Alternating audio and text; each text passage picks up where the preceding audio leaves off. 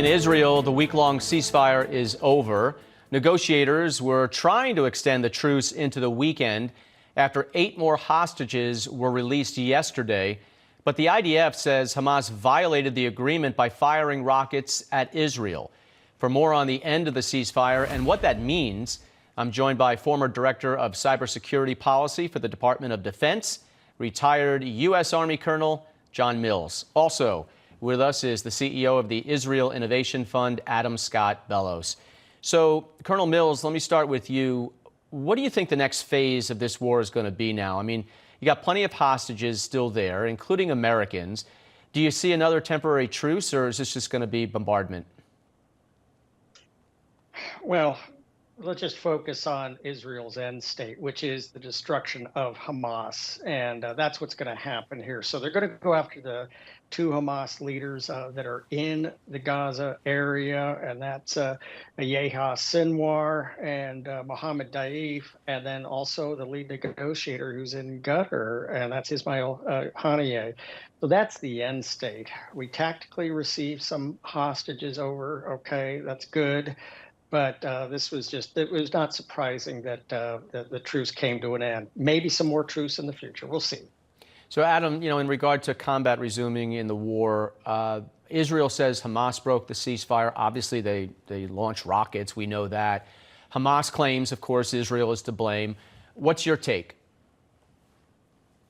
Actually, it's quite clear, as you said before, that Hamas broke the ceasefire, given that rockets were fired over 15 minutes after it was signed. There was a trap set 2 days later for soldiers, and I believe 1 or 2 soldiers were killed in an explosion. Then there was a terror attack in Jerusalem where 4 people were killed, from my understanding. I believe it was 4 or 6, or 6 in total were injured, 4 were killed.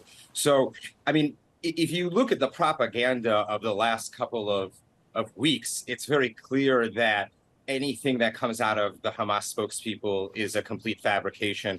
And let's face it, 17 hostages that were supposed to be released were not released. There are still women, there are still children as hostages, and the conditions that we're hearing about that some of these hostages have been held in were absolutely barbaric and medieval. Light deprivation, food deprivation, children being forced to speak in a whisper. So I don't think it's very surprising at all that Hamas broke this ceasefire. What I think is even more funny is that the international community, and especially the extreme revolutionary left, are the ones who have been calling for this ceasefire in order to save Palestinian children, and yet we have Hamas breaking the ceasefire, and that's the reason why fighting has continued, in my opinion. Yeah, and the left will keep coming up with excuses why.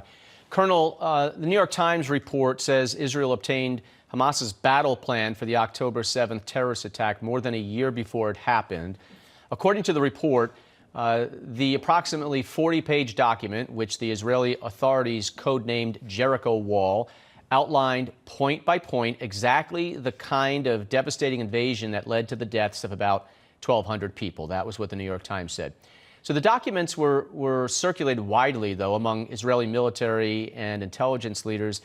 But experts determined that an attack of that scale and really ambition was way beyond Hamas's capabilities. So some are now saying that this was a leak from the United States designed to damage Netanyahu. What have you heard?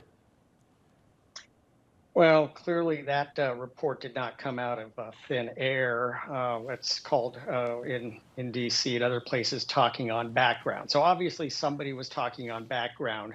This is part of, we need truth both on the Israeli side and the American intelligence community side, exactly who knew what when.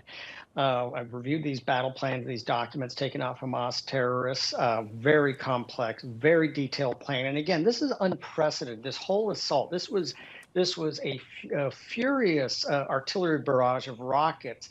And while the barrage was going on, a complex ground assault through at least 15 entry points through the barriers. So, I mean, again, I would not be surprised if those assessing it thought it was unlikely, because something like this has never been seen since essentially the '73 war. So it is something, but this is part of a bigger picture. Hamas works for Iran, Iran works for China. We have a broader tanker war going on throughout the broad Red Sea, Arabian Sea, Persian Gulf on a scale far exceeding what was going on in the 80s with the tanker war with Iran. So this is just one step. And oh, by the way, we also have war about to break out at the top of the Americas between Venezuela invading Guyana. It's all part of a complex master plan. So we need to put this in proper perspective. Yeah, a lot going on, and some of it not getting any attention. Colonel John Mills, Adam Scott Bellos, thanks so much for being with us. Thank Thank you you for having me. Stick with us, folks. There's